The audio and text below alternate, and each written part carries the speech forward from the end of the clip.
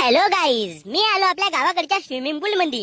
माझ्या गरिबीची जाणीव घेता वरच्या लोकांनी माझ्यासाठी रस्त्यावर एक सोडून मोठाले स्विमिंग पूल बनवून ठेवला. माझी हिंमत नव्हती होत म्हणून मी 90 पिऊन या स्विमिंग पूलचा आस्वाद घ्यायला आलो. या स्विमिंग पूलला गावठी भाषेमध्ये गड्डे असे म्हणतात. अनेक जण या रस्त्याने जाताना या गड्ड्यामध्ये पडले. कोणाचे हात लचकले तर कोणाचे पाय.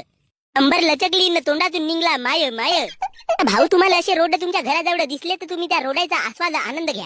कोणी येते पडून मरा नाही तर कोणा भोकात जाऊन तसा. कोणाला घंटा फरक नाही पडत. ग्रामपंचायत वाले तर पहिलेच हात वऱ्या करतात. हे रोडायचे काम असेच करतात का? 4 महिने नाही झाले भोसडीचे रोडायला खड्डे पडून राहिले. आता या खड्ड्यामध्ये का आम्ही स्विमिंग पूल म्हणून आंघोळ धुवून का? याच्यासाठी टॅक्स देतून का आम्ही? भोसडीच्या ठेकेदार. अबे मी ठेकेदार नाही, इंजिनियर हो, इंजिनियर, कॉन्ट्रॅक्टर हो.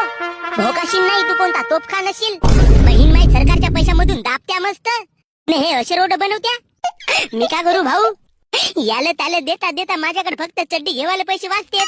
तुमचा अर्धा पैसा तर ग्रामपंचायत वालेच दाब देत. तर रोड कोण्या भोकातून बांधून असे करता करता अर्धे पैसे तर यायलाच जातात. वाचल्या पैशामधून कसा आहे आपला सिमेंट गिट्टी घेऊन हे रोडाचे काम करतून भाऊ आम्ही.